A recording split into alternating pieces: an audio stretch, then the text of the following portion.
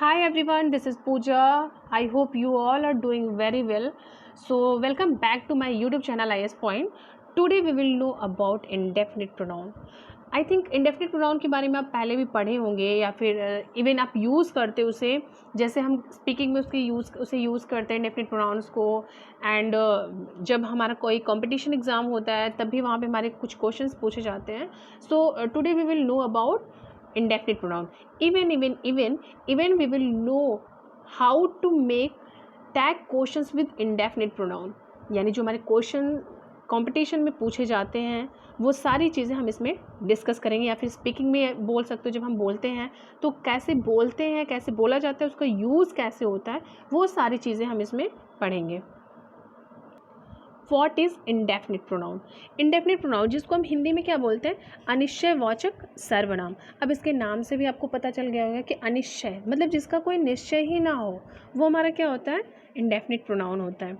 अब here we will know the definition of indefinite pronoun. An indefinite pronouns refers to persons or things in a general way and does not refer to any person or thing in particular. Means कि जिस pronoun में किसी निश्चित व्यक्ति या निश्चित वस्तु का बोध नहीं होता, मतलब वो अनिश्चित रहता है, वो पता नहीं होता कि वो पर्टिकुलर पर्सन या पर्टिकुलर थिंग्स को, वो हमारा क्या होता है, इनडेफिनिट प्रोनाउन होता है। इवन यू कैन से कि ये प्रोनाउंस किसी भी निश्चय वस्तु या निश्चय व्यक्ति को प्रकट नहीं करता, वो हमारे क्या होते हैं, इनडेफिनिट प्रोनाउन होते हैं। जैसे मैंने यहाँ पे लिखा हुआ है ऑल, एनदर, एनी, एनीबडी और एनीवन, एनीथिंग, ईच, एवरीबडी और everyone, everything, few, many, nobody, none, one, several, some, somebody और समवन। अब यहाँ पे कुछ लोग क्या बोलते हैं कि जैसे समबडी है, SOMEBODY, तो इसको यहाँ पे बहुत सारे लोग मैंने अक्सर सुना है पढ़ते हैं somebody. It's not somebody, it's a somebody. या फिर बहुत सारे लोग बोलते हैं anybody, it's not anybody, it's anybody. तो इसका प्रोनाउंसिएशन भी आपको ध्यान में रखना होता है कि जब हम कोई भी चीज़ प्रोनाउंस करते हैं, कोई भी चीज़ का उच्चारण करते हैं, तो उसको हम सही से प्रोनाउंसिएशन करें। तो ये हमारे क्या होते हैं, जैसे कि हमारा अगर कहीं भी all, another, any, anybody, anything, each, everybody, ये सारी चीज़ें आए तो हमारा वो क्या होता है, इंडेफिनिट प्रोनाउन होता है। अब हम इंडेफिनिट प्रोनाउन के बारे में और भी अच्छे से जानेंगे कि इसका एग्जाम्पल क्या है, कैसे उसका यूज़ होता है। जैसे मैंने कहा कि एनीबडी कैन बीट हिम, अब कोई भी इसे मार सकता है, कोई भी इसे पीट सकता है। या फिर मैंने कहा ऑल आर फुलिश, अब ऑल आर फुलिश मतलब सबके सब बेवकूफ़ हैं, सभी बेवकूफ़ हैं। Somebody has stolen my pen, यानी कि कोई मेरा पेन चुरा लिया। तो यहाँ पे हमारा क्या है, यानी कोई भी या फिर कुछ लोग या फिर सभी, यहाँ पे हमारा पर्टिकुलर निश्चित नहीं है कि कितने लोग हैं या फिर कौन है, कितनी वस्तु हैं, ऐसा कुछ नहीं है। तो वो हमारा क्या है, इंडेफिनिट है, यानी अनिश्चय है। वो किसी भी चीज़ का क्या निश्चित रूप नहीं है कि हाँ ये इतनी सारी चीज़ें हैं या फिर इतने लोग हैं। तो अगर ऐसा है तो हमारा क्या होता है, वो हमारा इंडेफिनिट प्रोनाउन होता है। अब यहाँ पे हम जानेंगे कि किसका यूज़ पर्सन के लिए होता है और किसका यूज़ थिंग्स के लिए होता है। जैसे हमारा हो गया everybody, somebody, nobody, everyone, anybody, ये सारी चीज़ किसके लिए होता है, पर्सन के लिए यूज़ होता है, व्यक्ति के लिए यूज़ होता है। यानी अगर कहीं भी हमारा एवरीबडी आए या समबडी आए, नोबडी आए, एवरीवन आए, एनीबडी आए, एनीवन आए, तो हमारा क्या होता है, वो इट्स यूज्ड फॉर पर्सन, यानी ये पर्सन के लिए यूज़ होता है। और वहीं दूसरी जगह अगर एवरीथिंग आए, समथिंग, नथिंग, एनीथिंग, तो ये हमारी सारी चीज़ें किसके लिए यूज़ होती है, थिंग्स के लिए होती हैं, चीज़ें के लिए होती हैं। अब जैसे मैं आपको एग्जाम्पल बताती हूँ। जैसे मैंने कहा nothing is perfect in the world, यानी कोई भी चीज़ परफेक्ट इस दुनिया में नहीं है। तो नथिंग हमारा क्या है, एज अ, ये किसको इंडिकेट किया जा रहा है, चीज़ को, वस्तु को। या फिर अगर जैसे मैं बोली कि एवरीथिंग इज़ गुड, तो एवरीथिंग इज़ गुड मतलब क्या है, सब कुछ सही है। तो एवरीथिंग यानी सब कुछ सही है मतलब क्या, चीज़ें के बारे में बात हो रही है, चीज़ों के बारे में बात हो रही है यहाँ पे। तो एवरीथिंग हमारा क्या हो गया, वो मतलब ये सारी अगर चीज़ें आएँ तो वहाँ पे ये किसके लिए यूज़ होती है, एवरीथिंग, समथिंग, एनीथिंग, नथिंग, ये सारी चीज़ें थिंग्स के लिए यूज़ होती हैं। अगर वहीं हम बात करें मतलब पर्सन, तो जैसे मैंने बोला कि एवरीवन कैन डू दिस, तो एवरीवन कैन डू दिस, अब चीज़ें तो सब कुछ करेंगे नहीं, जाहिर सी बात है वो सारी चीज़ें कौन करेगा, वो कोई पर्सन ही करेगा। तो एनीबडी और एनीवन कैन डू दिस, या फिर जैसे मैं बोली कि नोबडी कैन डू दिस, तो नोबडी कैन डू दिस मतलब कोई भी इसे कर नहीं सकता, तो हमारा निगेटिव में जैसे चला गया, तो वो हमारी सारी चीज़ें क्या होती है, इंडेफिनिट प्रोनाउन होती है। Here are some guidelines to follow, यहाँ पे मैंने कुछ गाइडलाइंस लिखा हुआ है। जैसे कि हमारा क्या होता है, जब हमारा इंडेफिनिट प्रोनाउंस की हम बात करते हैं तो वहाँ पे कुछ ऐसी चीज़ें होती है जिसको हमें फॉलो करना पड़ता है, जिसको हमें दिमाग में रखना होता है कि हाँ इसका हम यूज़ कैसे करें। जैसे मैंने पहला पॉइंट लिखा हुआ है कि indefinite pronouns that end in one are always singular, these words include anyone, everyone, someone and one. यानी इंडेफिनिट प्रोनाउन जो होता है वो हमेशा क्या होता है, सिंगुलर में होता है। जैसे हमारा एनीवन हो गया, एवरीवन हो गया। अब ये मत सोचिए कि एवरीवन या फिर एवरीबडी, एवरीबडी तो मतलब सब लोग हो गए, ये तो हमारा प्लूरल होना चाहिए। नो, होता है वो प्लूरल कब होगा, वो जब आप टैग क्वेश्चन टैग बनाओगे तब वहाँ पे यूज़ होता है। बट यहाँ पे जैसे हमारा एनीवन आया, एवरीवन आया, समवन आया एंड वन आया, तो वहाँ पे हम क्या, वो हमारा सिंगुलर फॉर्म में होता है। जैसे मैं बोली कि एवरीबडी इज़ प्रेजेंट हियर, तो एवरीबडी इज़ प्रेजेंट हियर। अब एवरीबडी हमारा क्या है, ये सिंगुलर है, ठीक है। तो यहाँ पे हम क्या करेंगे, एवरीबडी इज़ प्रेजेंट हियर, ये नहीं बोलेंगे कि एवरीबडी आर प्रेजेंट हियर। ये सुनने में भी थोड़ा आपको ऑड लगता होगा कि everybody are present here. No, आप जहाँ भी सुनोगे यही लिखा रहेगा या फिर यही बोला जाएगा एवरीवन इज़ प्रेजेंट हियर। तो यहाँ पे हमारा क्या, एवरी अगर आए तो ये मत सोचिए कि ये हमारा प्लूरल फॉर्म में चला गया। No, it's a singular. Second point हमारा है indefinite pronouns that end in body are always singular. जैसे मैंने आपको पहले ही बताया, जैसे कि वन है, समवन, एनीवन, तो इसी तरह हमारा समबडी होता है, एनीबडी होता है, तो ये हमारा क्या होता है, वो हमारा भी सिंगुलर ही होता है। नोबडी होता है, तो ये हमारा क्या है, ये सारी चीज़ें हमारा ऑलवेज सिंगुलर फॉर्म में रहती है। इसको कभी भी आप प्लूरल फॉर्म में यूज़ मत करिए। जैसे मैंने अगर आपको बोला कि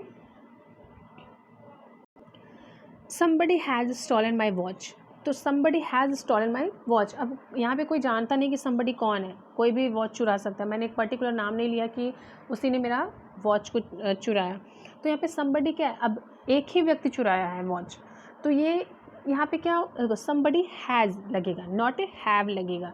क्यों, क्योंकि ये हमारा सिंगुलर फॉर्म है। थर्ड पॉइंट मैंने लिखा हुआ है the indefinite pronouns both few, many, others and several are always plural. यानी अगर हमारा जैसे अगर फ्यू आए, मेनी आए, अदर्स आए, बोथ आए, तो ये सारी चीज़ें हमारा क्या होता है, प्लूरल फॉर्म में रहता है। जैसे मैं आपको एग्जांपल बता रही हूँ, जैसे हमारा अगर ये भी आप बोल सकते हो सम भी हमारा क्या है, एक प्लूरल फॉर्म में लिखा जाएगा। जैसे मैं बोली सम आर जेंटल, यानी कुछ लोग जेंटल हैं, सारे के सारे लोग नहीं हैं। या फिर मैं जैसे बोली कि ऑल वेंट टू जयपुर, सारे के सारे क्या गए, जयपुर गए, तो यहाँ पे ऑल हमारा क्या है, ये भी हमारा क्या रहेगा, प्लूरल फॉर्म में ही रहेगा। यहाँ पे मैंने जैसे कुछ एग्जांपल्स लिखे हुए हैं। मैंने से बोला कि any one can do the work if she try और ट्राइज। जब हम कोई भी कंपटीशन का एग्ज़ाम देने बैठते हैं तो वहाँ पे हमारा क्या होता है, ऐसे करके मतलब बोल सकते हो इनकरेक्ट फॉर्म में आएगा, हमें करेक्ट करना रहता है। तो ऐसे अगर मान लीजिए सेंटेंस दे दिया, ठीक है, तो वहाँ पे हमारे से ट्राई भी दे दिया, ट्राइज। अब यहाँ पे हमें आइडेंटिफाई करना होता है कि यहाँ पे हमारा ट्राई लगेगा या ट्राइज लगेगा। तो कुछ लोग बोलेंगे कि यहाँ पे एनीवन है और यहाँ पे ट्राइज है, यहाँ पे ट्राई है। तो ट्राइज तो हमारा क्या है, जब हम यस लगा देते हैं, किसी चीज़ में एस लगा देते हैं, तो हमारा वो प्लूरल फॉर्म बन जाता है।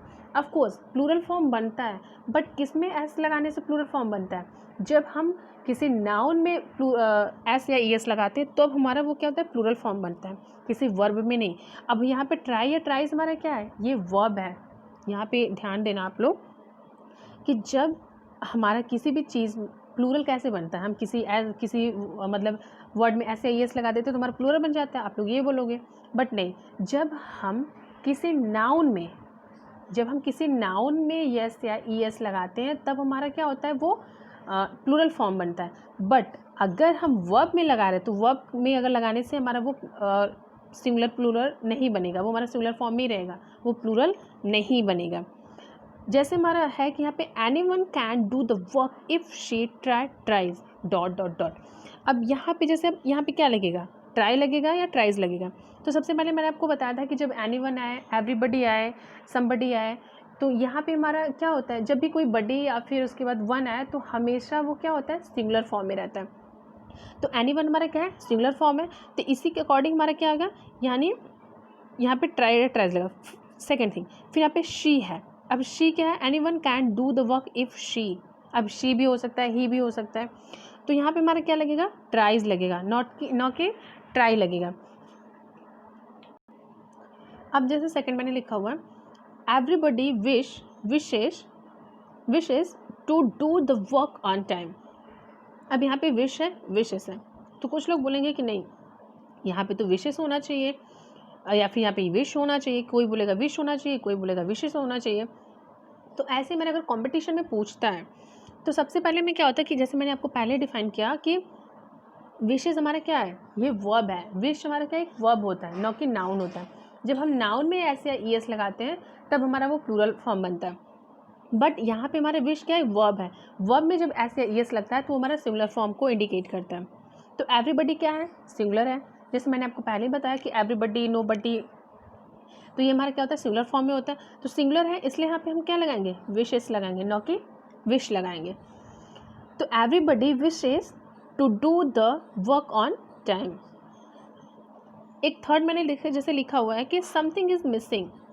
अब समथिंग इज़ मिसिंग का मतलब क्या, अब बोलोगे समथिंग इज़ समथिंग मतलब कुछ, सम तो आपने बताया था कि ये हमारा प्लूरल फॉर्म होता है। ऑब्वियस सी बात है, ये प्लूरल होता है। बट अगर समथिंग एक में आए, यानी उसमें स्पेस ना रहे, अगर समथिंग एक में आए तो हमारा सिंगुलर फॉर्म को इंडिकेट करता है, यानी समथिंग इज़ मिसिंग। अगर वहीं सम एंड थिंग्स के बीच में गैप आ जाए, स्पेस आ जाए, यानी सम अलग रहे, वर्ड लिखा रहे, थिंग्स अलग रहे, तो हमारा प्लूरल फॉर्म हो जाएगा। जैसे यहाँ पे मैंने लिखा है कि समथिंग इज़ मिसिंग, कुछ तो मिसिंग है, कुछ तो मिस है। तो वहाँ पे हमारा क्या हो जाएगा, ये हमारा इंडेफिनिट प्रोनाउन है समथिंग। बट यहाँ पे मैंने बोला कि सम थिंग्स आर मिसिंग। अब यहाँ पे आप बोलोगे कि सम थिंग्स तो ऊपर भी लिखा है समथिंग, यहाँ पे समथिंग्स नीचे भी लिखा है। तो मैंने, आप देखोगे मैंने ऊपर लिखा है समथिंग जो कि एक में है, और नीचे मैंने लिखा हुआ है सम थिंग्स जो कि अलग अलग है। तो सम थिंग्स मतलब कुछ चीज़ों के बारे में, कुछ चीज़ें क्या है, मिस है। तो ये हमारा क्या होता है, इंडेफिनिट प्रोनाउन होता है। Now we will know how to make some tag questions with a indefinite pronoun. अब आप बोलोगे टैग क्वेश्चंस क्या होते हैं, ठीक है, मैं आपको भी टैग क्वेश्चंस के बारे में बताती हूँ। इसके पहले आपको बता दूँ कि टैग क्वेश्चंस जो होते हैं अक्सर हमारे यहाँ कॉम्पिटिशन एग्जाम में आता है, कॉम्पिटिटिव एग्जाम में आते हैं, कॉम्पिटिशन में पूछा जाता है। इवन हम स्पीकिंग में भी इसको बहुत ज़्यादा यूज़ करते हैं। जैसे हम क्या बोलते हैं कि वह आ रहा है ना, तो हमारा वह आ रहा है ना, तो हमारा क्या हो गया, ये एज इसी तरह हमारा एक टैग क्वेश्चंस होता है। जैसे अब पहले जानेंगे कि टैग क्वेश्चन का मतलब क्या होता है, ये होता क्या है। What is tag questions? A tag questions begins, sorry यहाँ पे मैंने बिगिंस लिख दिया, यहाँ पे बिगिन रहना चाहिए। A tag questions begin as a statement and ends as a question. जो टैग क्वेश्चन होता है वो हमारा क्या होता है, एक स्टेटमेंट की तरह यूज़ होता है। मतलब एक सिंपल स्टेटमेंट होगा, बट एंड्स किसके साथ होगा, जब उसका हम एंड अप करेंगे तो वो क्वेश्चन के साथ एंड होगा। जैसे मैं आपको एग्जांपल बता रही हूँ कि वह जा रहा है ना, वह जा रहा है, वह जा रहा है, मैंने क्या, एक सिंपल सेंटेंस मैंने बोला वह जा रहा है, उसमें कोई नेगेटिव फॉर्म नहीं है, कोई इंट्रोगेटिव क्वेश्चन वो नहीं है। मैं यहाँ पे सिर्फ सिंपल बोली कि वह जा रहा है। अब यहाँ मैंने बोला है ना, अब है ना का मतलब क्या हो गया, यहाँ पे मैंने क्वेश्चन लगा दिया, यहाँ पे एक टैग क्वेश्चन मैंने लगा दिया।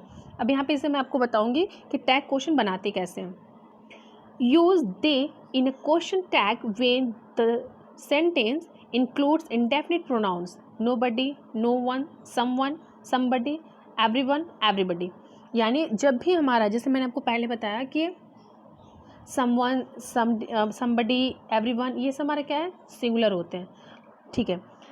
लेकिन यहाँ पे हमारा एक और चीज़ आ गया कि जब हम इसको क्वेश्चन टैग बनाते हैं, सॉरी टैग क्वेश्चन बनाते हैं, तो इसमें हम क्या करते हैं, इसमें लास्ट में हम दे का यूज़ करते हैं। जैसे मैंने यहाँ पे लिखा है कि everyone is here now, aren't they. अब एवरीवन इज़ हियर नाउ, अब आप बोलोगे कि एवरीवन तो अपने बोला था कि ये सिंगुलर है, तो यहाँ पे हम अरेंट क्यों यूज़ कर रहे हैं, इज़ेंट क्यों नहीं यूज़ कर रहे हैं। ठीक है, मैं आपको बताती हूँ कि एवरीवन इज़ हियर नाउ यानी सब लोग यहाँ पे प्रेजेंट हैं, वे हैं। अब यहाँ पे दे इसलिए लगा क्योंकि इसका एक रूल भी होता है, और सेकेंड थिंग, दे के आगे हम अरेंट इसलिए लगाए क्योंकि दे हमारा क्या है, प्लूरल फॉर्म है। दे हमारा क्या है, अगर वहीं हम इज़ यहाँ पे लगाते हैं तो इज़ हमारा इज़ के पहले हमारा क्या लग जाता, इज़ंट, बट यहाँ पे दे है इसलिए प्लूरल फॉर्म है, इसलिए यहाँ पे हमारा अरंट लगा। जैसे मैंने यहाँ पे लिखा है nobody has eaten it, have they, यानी कोई भी अभी खाया नहीं है, क्या वे खाएं, तो यहाँ पे हमारा हैव दे लग गया। जैसे मैं आपको लिखूँ ना कि हमेशा जब भी क्वेश्चन टैग बनाए स्टेटमेंट में, सॉरी सेंटेंस में, तो हमारा क्या होता है लास्ट में से नोबडी आए, एवरीबडी आए, समबडी आए, तो वहाँ पे हमारा लास्ट में दे का यूज़ होता है, इसको आप माइंड में रख लीजिए। तो अगर आपके पास कोई क्वेश्चन हो पूछने के लिए या फिर अगर आपको समझ में ना आया तो प्लीज़ आप कमेंट बॉक्स में लिख दीजिए, मैं उसका आंसर आपको दे दूँगी। और अगर ये वीडियो पसंद है तो please like share and comment करना ना भूलें। Thank you so much.